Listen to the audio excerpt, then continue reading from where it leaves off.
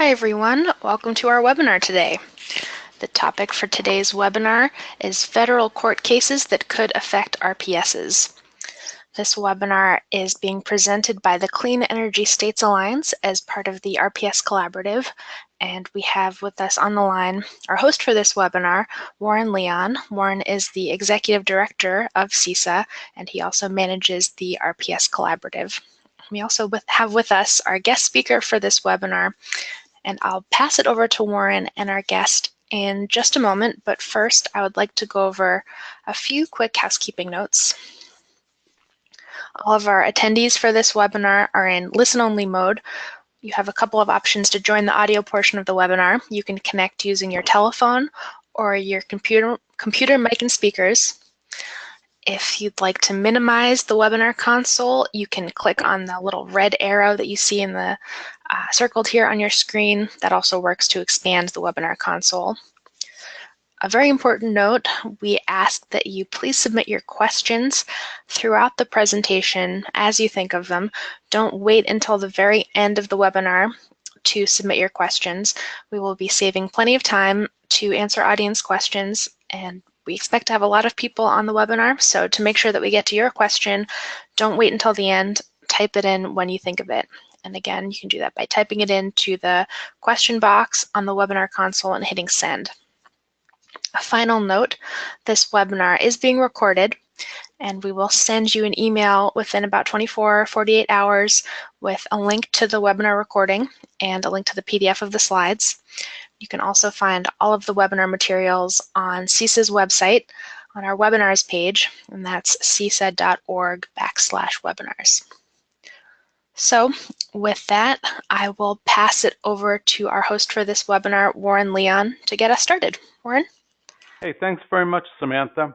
Let me first tell you a couple things about the Clean Energy States Alliance. We're a national coalition of nonprofit organizations, mostly state energy organizations, public agencies. You can see our members here on the screen, and we undertake a wide range of activities with and for our members.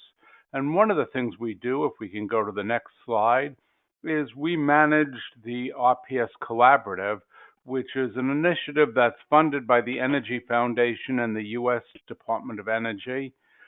This is an effort to provide information and networking for state RPS administrators, federal agency representatives, and anyone else who's interested in the wonderful world of RPS. We try to advance dialogue and learning by having webinars like this one. We have an annual summit in Washington, D.C., where we get together with folks for exchanging information ideas, and we have a monthly newsletter that provides information about what's going on around the country related to RPSs. If you want to sign up for the newsletter or learn more about the RPS Collaborative, go to the link on your screen, cisa.org, and then under projects, look for the page about renewable portfolio standards for the RPS Collaborative. If we could go to the next slide. We are often very interested in presenting information about what's going on in the courts related to the Dormant Commerce Clause and its potential implications for RPSs, because this is a very important subject for RPSs, as you will find out.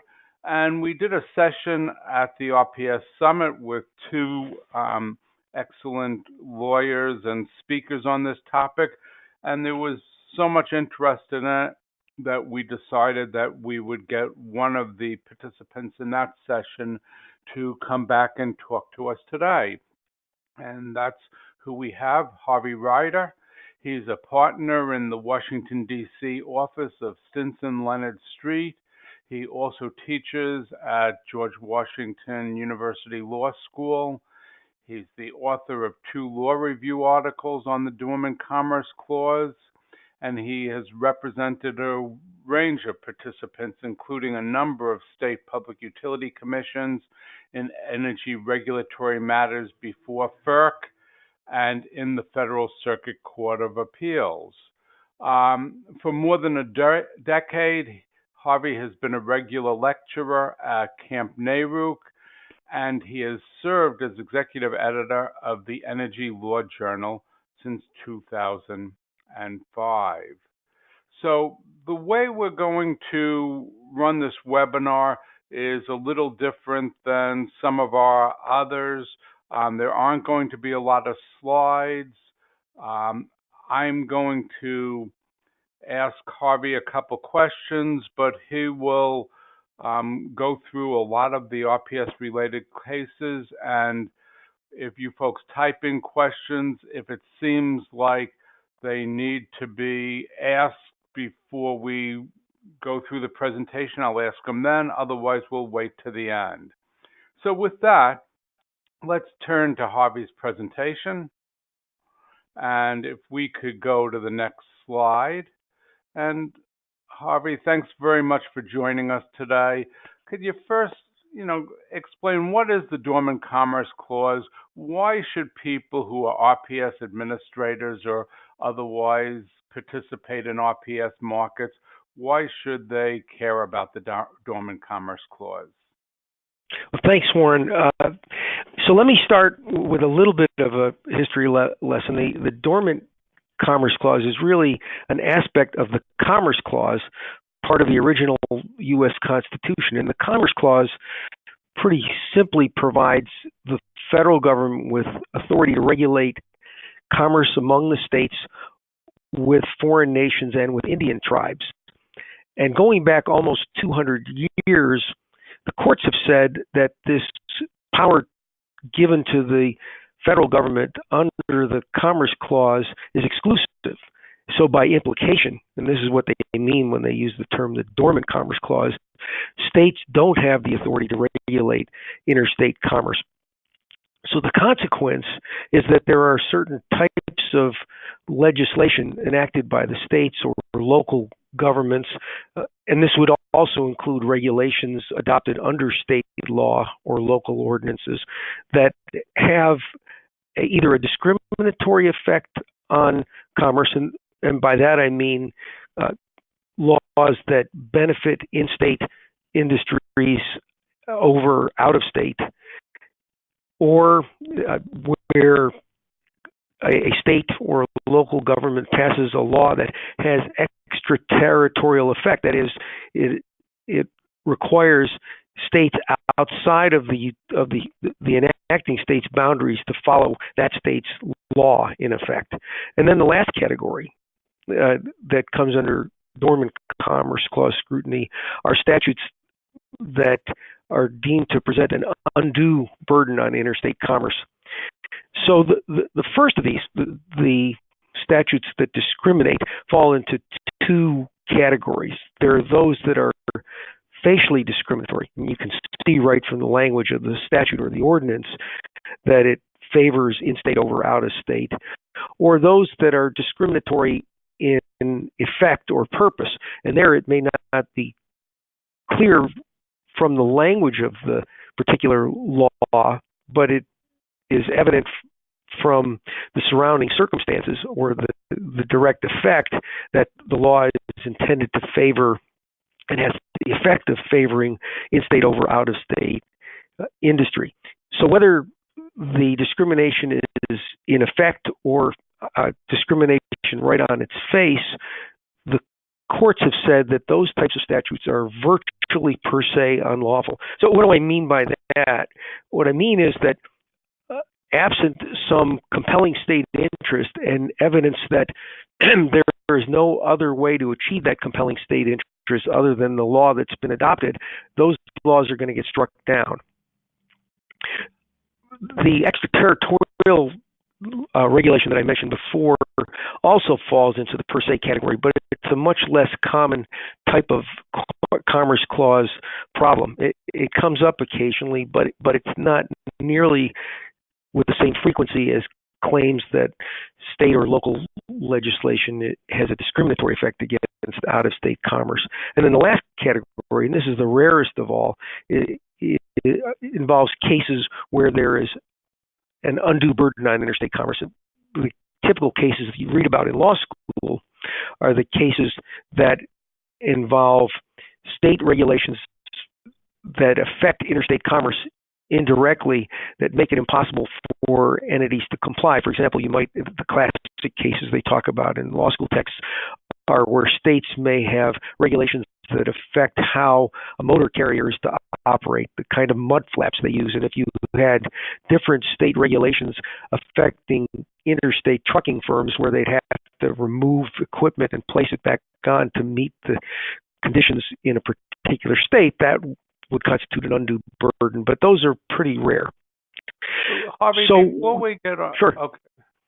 I was going to say, before we get on to any of the cases, you said that a state is able to, in effect, favor in-state activities if they have a compelling reason. What's an example of that?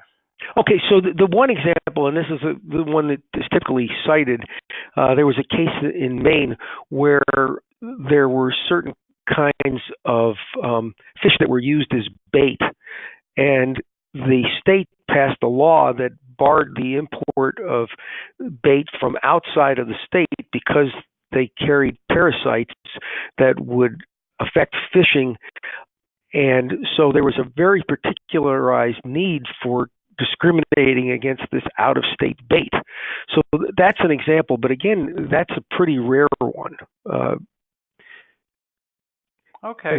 But that would be an example of a compelling state interest that would, where you'd have to show that not only that there was some strong reason, public health, but there was no less restrictive way to achieve the state's purpose. Okay. So, I'm sorry, Warren. Did you have another question? Go on. No, go on. Yeah. So what does all this have to do with renewable portfolio standards? What I think is important to recognize is that the violations of the Dormant Commerce Clause are about the most common type of finding that a state or a local government has acted unconstitutionally in the history of our nation. There are literally hundreds of these cases. And why? Because states have always had economic interests to favor, and so whether it's to favor local employment opportunities or local businesses, states have often wound up passing laws that favor their own in-state industries over competing industries from outside the state or from outside the United States.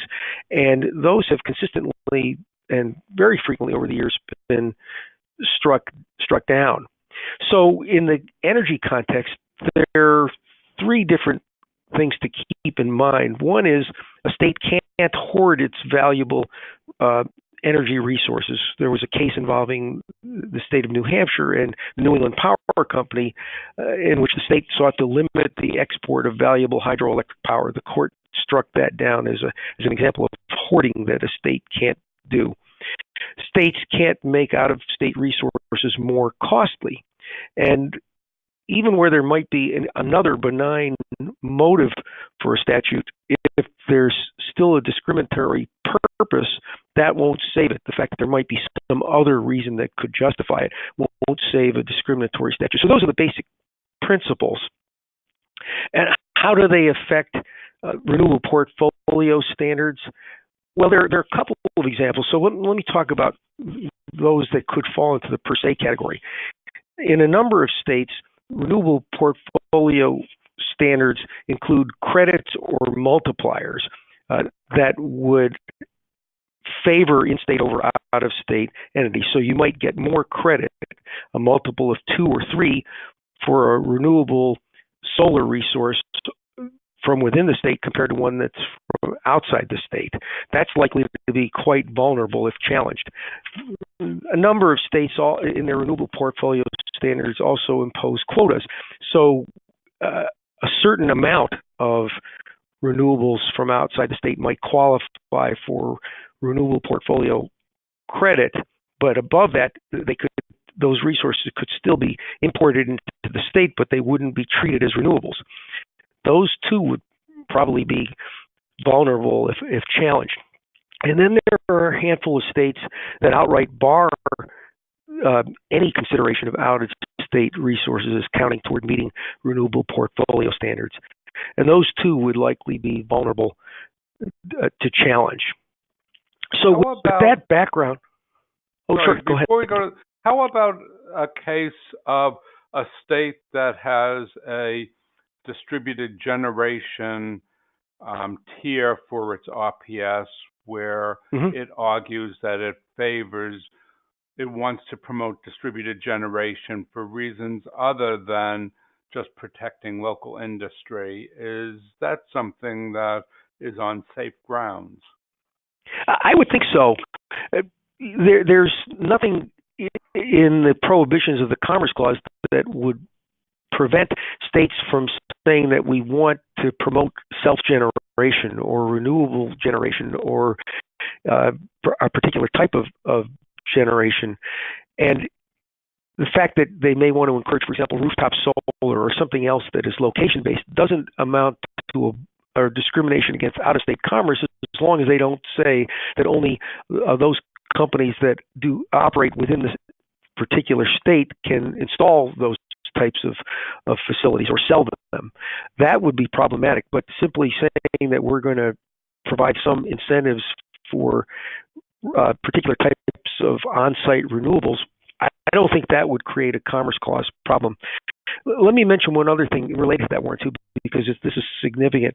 Some states may want to provide direct subsidies to particular technologies or even to particular businesses. As long as they're doing that with their own tax revenues, that isn't barred either. They just can't tax both in-state and out-of-state entities in a particular business and then give all the money, siphon it off to favor the in-state companies. That would be problematic. Also, states can act in their own commercial capacity. So there are many examples of states or localities that enter into the electric utility business, and they can certainly favor themselves in that capacity. So the case law says that the Commerce Clause doesn't create a bar to those types of activities either. Great. Well, with that as background, maybe we should go to the next slide and look at some of the cases that have been in the courts recently. Sure. So there are 6 cases I'd want to talk about. There may be some others that are winding their way through the courts, but these are some cases that either are currently in the courts or that have been recently decided that have some significant impact on renewable energy policies. Let me start first with the case of the Energy and Environmental Legal Institute versus Apple. That is a 10th Circuit case. It's the second one on the list on your screen, and it involved a Colorado state law that set an RPS standard of 20% renewables for the state to achieve.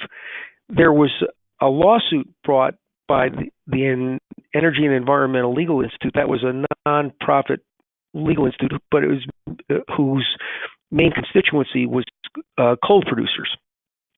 So they first challenged the statute as favoring in-state over out-of-state resources, and in fact, the original version of the Colorado RPS laws gave a preference to in-state renewables over out-of-state renewables. The state changed the law right after the lawsuit was filed, and it removed the in-state renewables preference over out-of-state renewables. But the lawsuit continued, and what the plaintiffs argued in that case was that the state law still disproportionately harmed those generators who sold, and those fuel suppliers who sold fossil-based fuels or generated electricity from fossil fuels.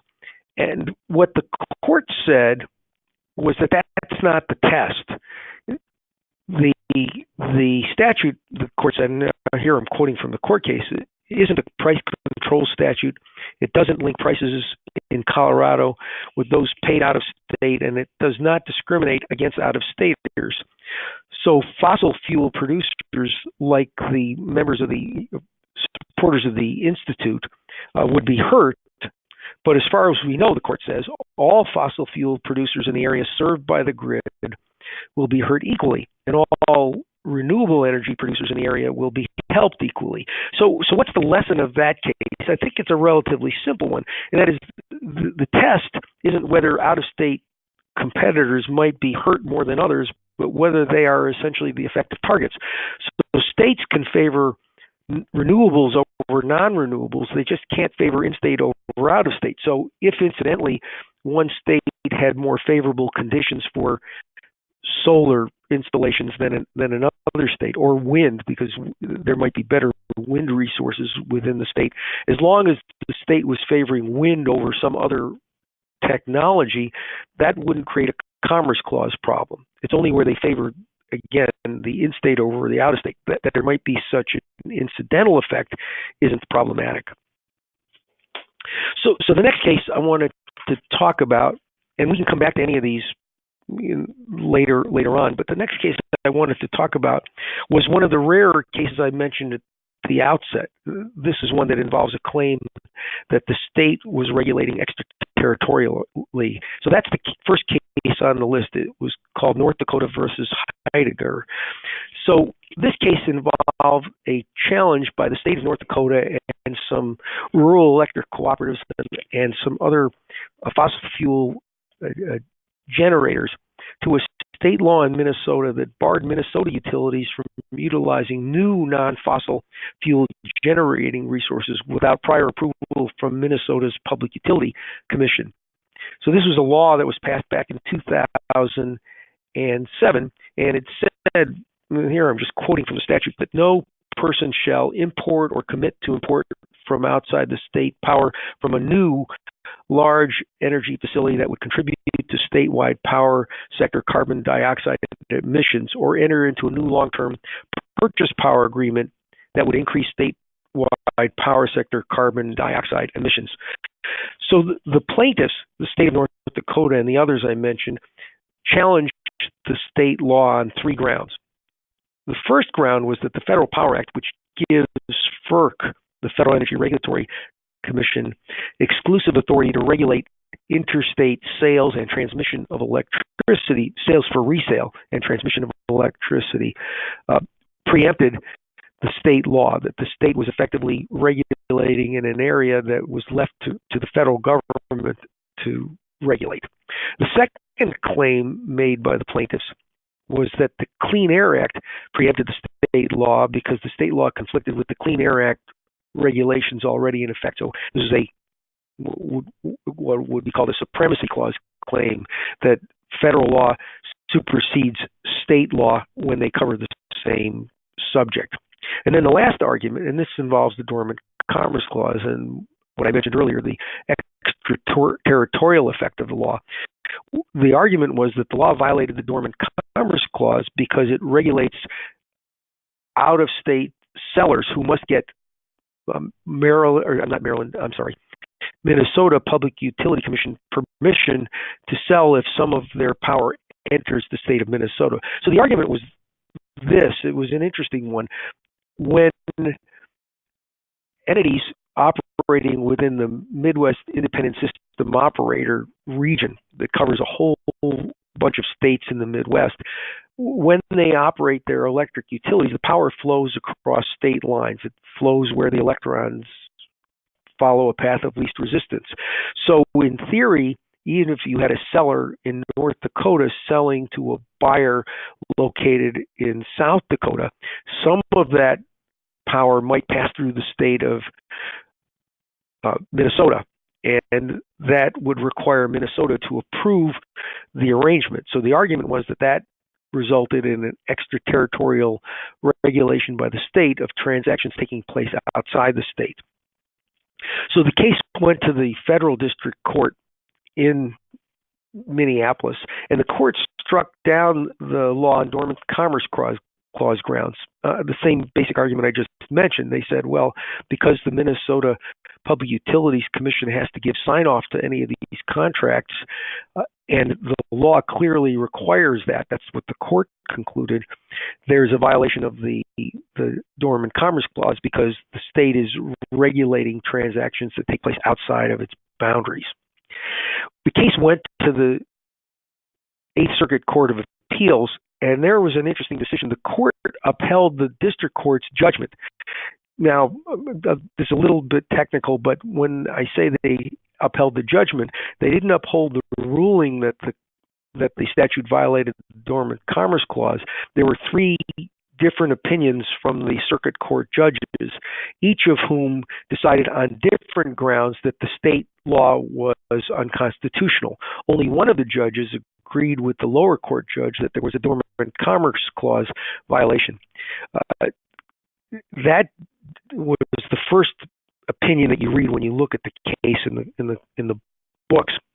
But the second opinion said that there was no extraterritorial regulation because the statute shouldn't be read to trace electrons. If the transaction was between two entities, both of whom were outside of Minnesota, there would be no requirement for Minnesota to approve the transaction. And so the court said you were creating a constitutional issue that didn't have to exist. But that judge, the second judge, would have struck down the statute on grounds that it violated the Supremacy Clause because the Federal Power Act prevented the states from regulating in that way. That was a matter for the federal government to decide who could buy what at wholesale. And then the last of the three opinions would have struck down the statute under the Clean Air Act. The end result is that the statute was struck down, although there was no clear indication from the Court of Appeals on what grounds it was unlawful. So it's an unusual kind of case. The next case I want to talk about is really a trio of cases. And the last of these decisions was handed down by the Second Circuit Court of Appeals in June of this year, and they involved a company called Allco Finance Limited. And Allco had challenged a state law in Connecticut that permitted the state's Department of Energy and Environmental Protection to solicit proposals from renewable energy generators. The state agency could require the load-serving entities within the state, the local utilities primarily, to negotiate with qualifying bidders to enter into long-term contracts for up to 4% of their energy requirements.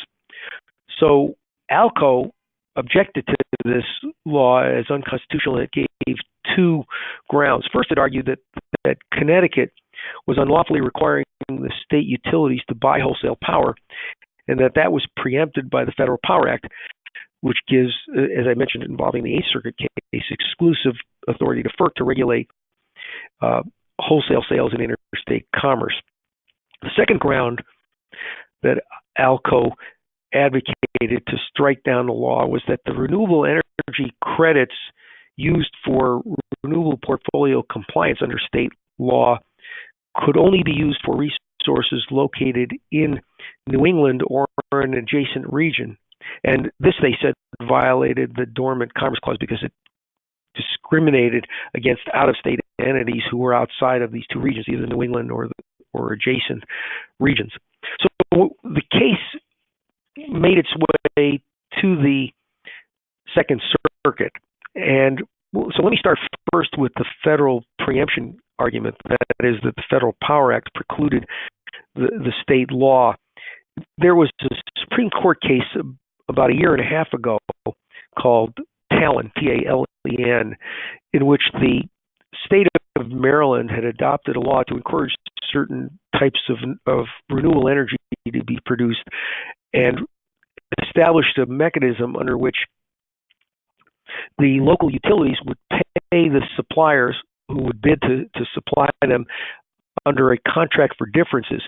The differences being the spread between what their supplies would be entitled to in compensation from the PJM market, where there was a mechanism for bidding in power supplies into the capacity markets that PJM runs, and if the participating bidders, those who would offer to sell power to the Maryland utilities, would bid low to make sure that their bids would clear the auction, and if in fact the auction price was higher than the clearing price, they would return the difference to the state, and if it was below the auction price, then the state would pay back to the companies the difference. And the Supreme Court struck that mechanism down, saying that in effect the state was tethering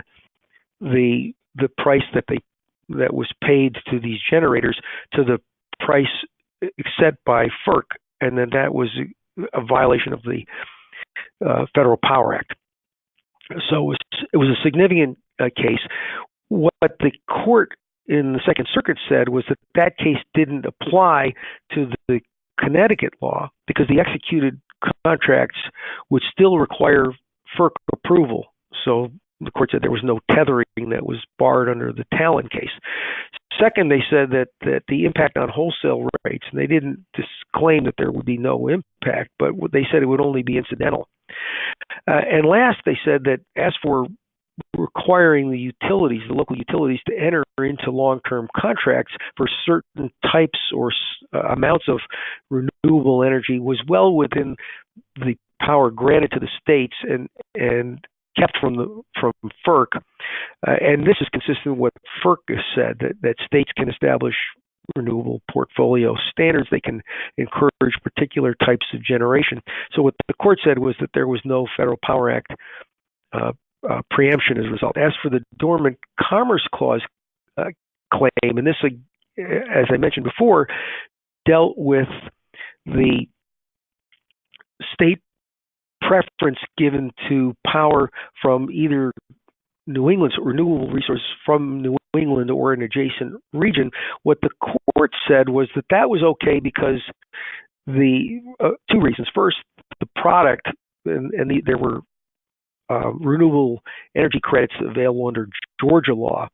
The court said that was a distinctly different product from the renewable energy credits that were available in New England or adjacent regions, and that under established Supreme Court case law, that there wouldn't be any discrimination where the products were different. The second grounds the court gave for rejecting the Dormant Commerce Clause claim was that the states can base criteria on, as long as they're not origin-based, that they're not tied to where the resources are located, but to ensure that the state actually got the benefit of its policy, renewables, that by accepting renewable energy credits from very remote resources, they wouldn't be assuring the state that they were getting actual benefit of renewables or cleaner air or whatever might be a legitimate state objective. So the bottom line is that the court upheld the Connecticut laws. So I'm going to turn next to two cases that are really very, very similar. So I'm going to treat them together. One arose in Illinois and the other in New York.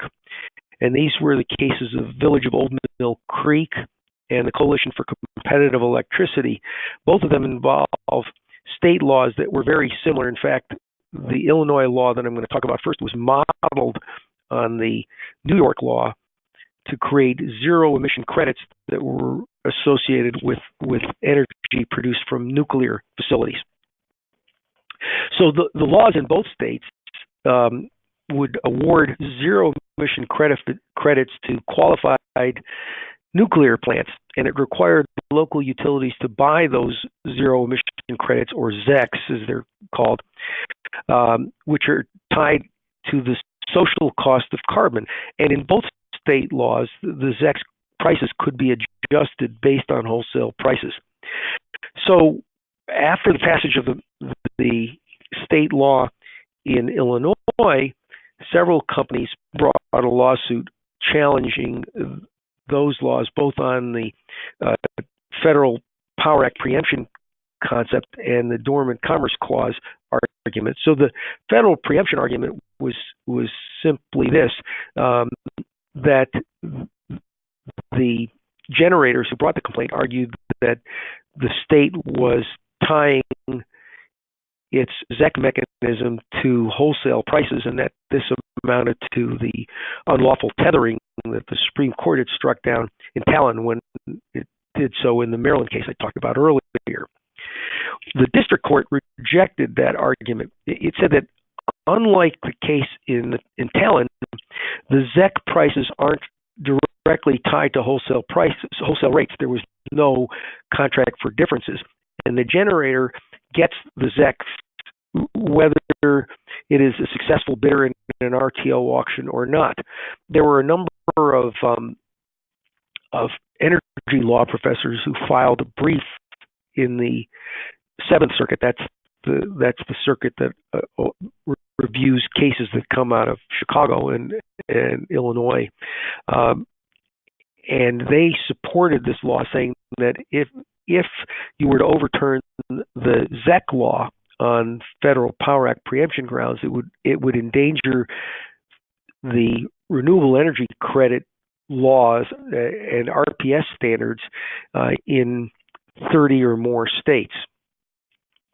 The district court agreed with, as I mentioned before, they agreed with the state that the state's ZEC mechanism didn't violate the Federal Power Act, and there was no tethering. It also rejected the argument that the effect of the state law was to tamper with FERC rate setting. They said, as the state had argued, that the impact on wholesale rates was incidental. They also said something that was quite interesting. They said that the plaintiffs in that case lacked standing to raise a Federal Power Act preemption case because only the Federal Power Act governs the wholesale sale of electricity, and they said that the Federal Power Act provided no private cause of action. So there has to be, and this is what the lower court said, there has to be some provision in state or in the federal law that would allow private parties to sue for violations as opposed to challenging the agency action. So the recourse for companies, the court said, would be to bring their matter to FERC, not directly to a court for private cause of action. And last, the court rejected the Dormant Commerce Clause claim that the ZEC program favored in-state nuclear generators over out-of-state. And here, this one was also pretty interesting. The bidding process did not preclude out-of-state bids for zero-emission credits, but the plaintiffs argued that this was a sham, and they also pointed to statements from the governor's office that saving local jobs was one of the benefits of this law. So the court dismissed both of these arguments, saying that the argument that the possibility of out-of-state generators qualifying for the ZECs was a sham was unsupported. There was no evidence for that, and it dismissed the governor's statements as celebratory, that is, not as evidence of discriminatory purpose. Just the governor saying, well, this would incidentally be a good thing for in-state nuclear plants. So those issues are going to go to the Seventh Circuit, and we will hear in the next year or so, I would imagine, whether the district court's decision will be upheld. A similar decision was reached by a district court in New York State, challenging a very similar law. So I won't go into great detail there, but the ruling tracked very closely the ruling in Illinois. And as with the Illinois statute, the New York statute was upheld by the federal district court. The court said that it didn't violate the Federal Power Act nor the Dormant Commerce Clause. There was one slight difference in the district court's opinion, and it's something worth following. With respect to the argument that in-state nuclear units were favored over out-of-state units, the court said that this wasn't on its face prohibited, and they said that the plaintiffs challenging the statute weren't out-of-state nuclear generators anyway, so they may not have had standing. But it also said that the state might be able to support the law under the Constitution's market exception, market participant exception to the Dormant Commerce Clause. What I mentioned at the outset of the presentation, that if the state is engaged in a commercial activity, that wouldn't be covered by the Dormant Commerce Clause principles. I think that one may be a little dubious because the state isn't funding any of this. They've set up a mechanism under which the local utilities have to fund the RECs. But we'll see what happens. That case is going to the Second Circuit Court of Appeals, and it's on a very similar timetable to the Seventh Circuit case I just mentioned. So the last case I wanted to talk about. I'm sorry, Harvey, Warren. Before you go on from that case, I wanted to ask something else about the New York ZEC case. Is the law in New York vulnerable based on comments from the governor and other politicians in New York about, hey, we need to do something to prevent these upstate nuclear power plants from closing. We got to come up with a solution for dealing with those plants. And, you know, they were talking about some particular plants when they did that. Yep. And can those sorts of statements be used to suggest, hey, this was designed to favor in-state interest over out-of-state interests? You know, it's a very interesting question. The district court in Illinois dismissed similar. I think I just mentioned that in Illinois there were similar statements by the governor of Illinois, and they dismissed those because the statute itself didn't contain those terms. Now, I don't know whether a court of appeals would dismiss those same arguments either in the Second Circuit or the Seventh Circuit. The analogy that comes to my mind is the court cases that were brought challenging the president's travel ban, in which the plaintiffs have cited statements from the president of discriminatory animus. And a couple of the courts of appeals, I think the Ninth Circuit and the Fourth Circuit, have said that those were relevant to determining the purpose of the regulations. So I don't know. It's an interesting question. Generally, what the courts will look to is the language of the statute, and not to the language of, you know, statements by the chief executive. In these cases, the governors. But we'll see. I mean, it's an interesting question. If I had to bet, I would say that wouldn't be fatal. On the other hand, if the state legislatures legislative history is filled with similar statements, that might be more problematic. Okay, thank you. So the last case I wanted to talk about is a very recent case. It was decided in the Northern District of California, Federal District Court, this month on December 6th, and it involved the state's feed-in tariff. So the plaintiff in that case was a company planning to build a 1 megawatt solar facility. The state had a law called the REMAT program, the Renewable Market Adjusting Tariff Program, under which those entities that qualified and had renewable generation under 3 megawatts could be paid a certain price set out in the Act that could be adjusted by the regulator from time to time. And so the plaintiff in that case, you know, made an argument that the program violated the mandatory purchase requirements of PURPA, the Public Utility Regulatory Policies Act, because it placed a cap on eligibility. You know, once a certain number of megawatts had signed up, no one else could qualify. So the state defended its program, not so much on grounds that the REMAT program itself would be lawful under PURPA, but rather that they had a standard offer mechanism, and that was the default. And as long as there was a legitimate standard offer program available to small renewable generators, it wouldn't matter whether the alternative, in this case the REMAT program, would have passed muster under PURPA.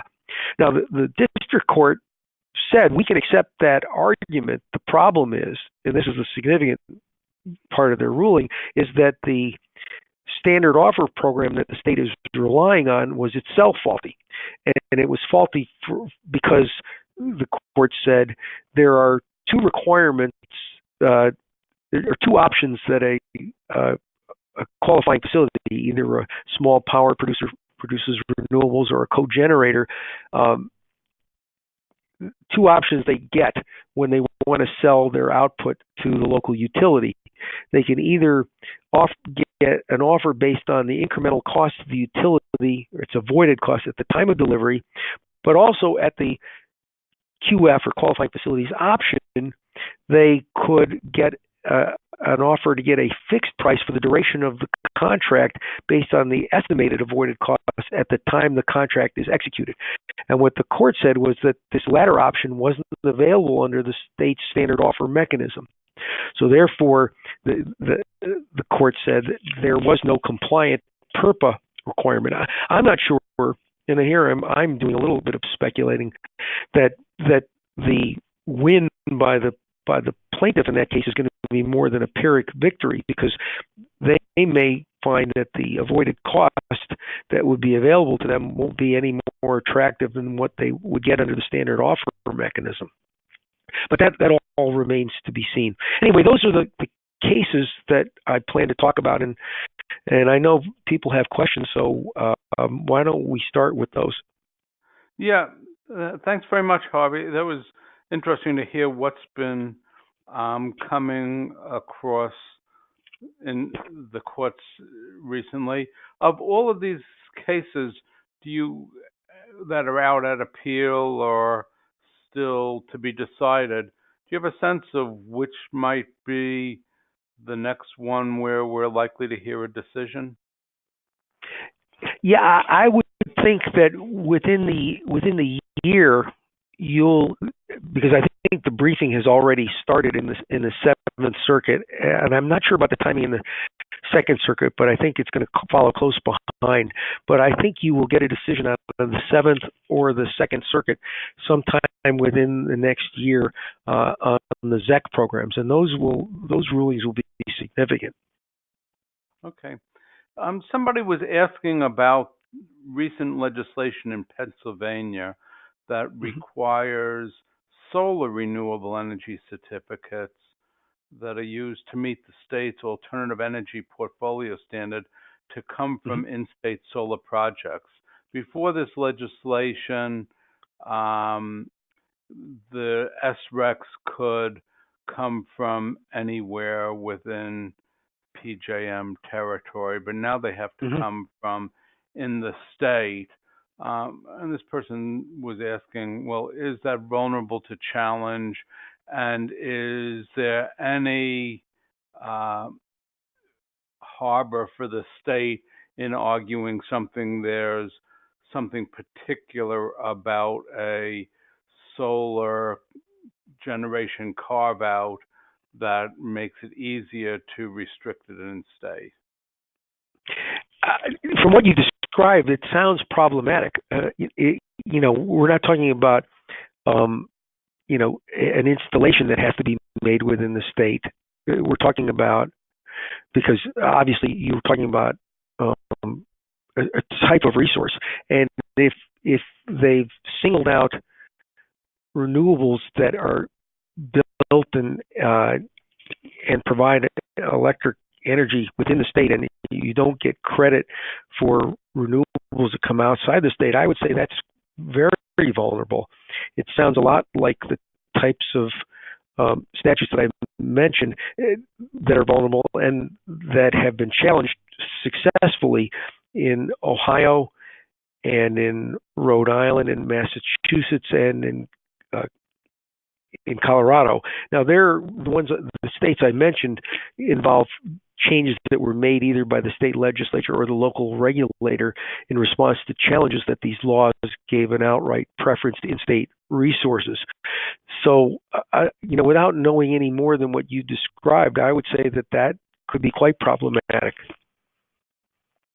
Okay. And in terms of the ZEC cases, is there anything about the fact that it's ZECs as opposed to RECs for renewable energy that means whatever gets decided there won't have the same implications for renewable portfolio standards? Or can we assume that what gets decided in the ZEC case, the same thing would get decided in a REC case? Well, I think that would depend on the grounds for decision. So let me talk about the one potentially significant distinction between the REC cases and the ZEC cases, and that is that these ZEC cases, at least as characterized by those challenging the laws, offer more favorable treatment to in-state nuclear units than out-of-state nuclear units. And you mentioned the governor's statements in both Illinois and New York, indicating that this was intended to save local nuclear facilities from being shut down. If you could prove that that was the purpose of the state legislation, that might result in ZEC legislation being struck down as violative of the Dormant Commerce Clause, but it wouldn't mean that the same fate would await renewable energy credit laws in other states that don't favor in-state over out-of-state, that just favor renewables over non-renewables. On the other hand, if they were to strike down the law on grounds that somehow it amounts to regulation of wholesale sales, and that's exclusively within the province of the Federal Energy Regulatory Commission, then if you had a broad enough decision on those grounds, that could implicate the constitutionality of state renewable energy credit mechanisms. In other words, if the courts said that ZEC mechanisms were tantamount to regulation of wholesale rates, and that's exclusively a power given to FERC, they might say the same thing about RECs. I think that's less likely. I mean, I think it's less likely the courts would strike down the law on Federal Power Act preemption grounds. But if it were to happen, I think that might have broader implications for RECs. Okay. Here's an interesting question that came in, sort of a long one, but what distinguishes the situation in vertically integrated states where state public utility commissions have always simply authorized increased charges to ratepayers to keep in-state generating facilities operating and profitable from state laws or programs that may have the same effect through the purchase of RECs or other environmental attributes?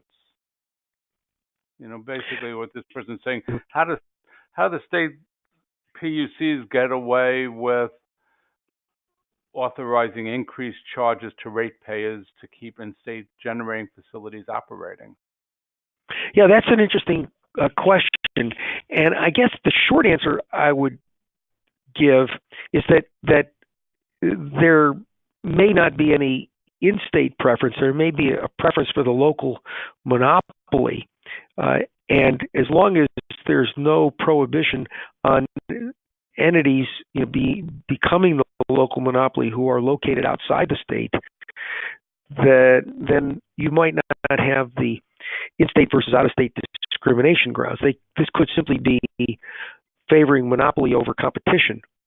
And that may be bad or good public policy, but it isn't necessarily discrimination against out-of-state entities. That a similar issue is being litigated in Minnesota in the federal district court in Minneapolis. And in the interest of full disclosure, I worked on an amicus brief there, but there the argument was that the state law that gives a preference to the construction of new transmission connecting to an incumbent transmission provider's system over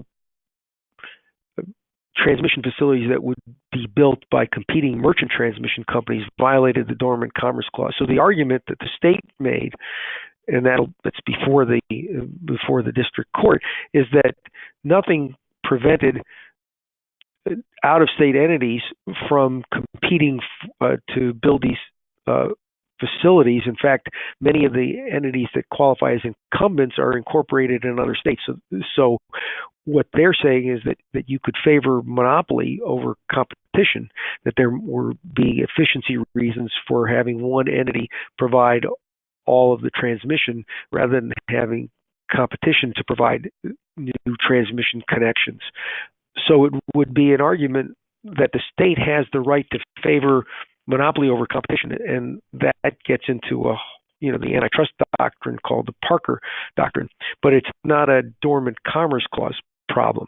So I think that would be one way to understand how state regulators can favor monopoly without necessarily favoring in-state over out-of-state, so that it might present other policy issues, but not necessarily a Dormant Commerce Clause problem. Hey, thanks.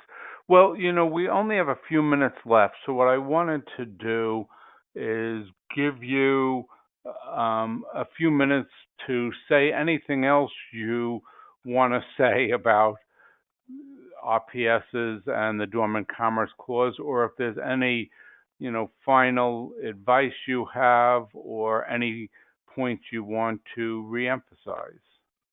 Yeah, I think the only thing I would talk a little bit more about very briefly is to mention something I talked about at the outset, and that is that the states have considerable flexibility to promote local renewables if they're acting in their commercial capacity. So the state could subsidize local companies that they want to give a jump start to, if they think that they might create jobs.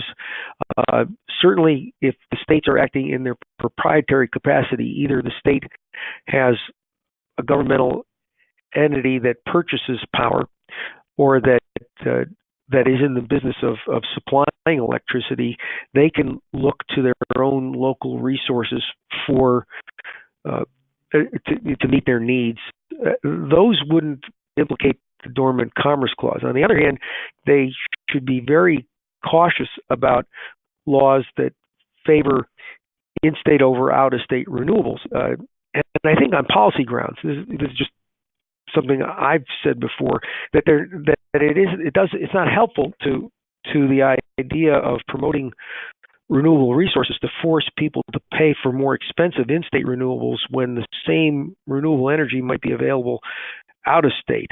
The whole purpose of the Dormant Commerce Clause doctrine, the courts have said, was to protect free trade among the states. And the idea, and I think you see it in a bunch of court decisions, is ultimately that's a benefit to consumers who will get lower prices for the same product as a result of the competition that's protected by that clause. So that was my last comment on that. Hey, well, Harvey, thank you very much for taking us through a complicated field here with some sort of difficult issues, and I think you covered it well for folks, and I thank you again for participating in this. And for all those who are on the line, we will be having more webinars in the future. The next one, which will take place at the end of January, is going to focus on the Massachusetts renewable thermal technologies that have been included in their alternative portfolio standard. So in any case, thanks very much for joining us today, and we look forward to talking to you again in the future. Bye now.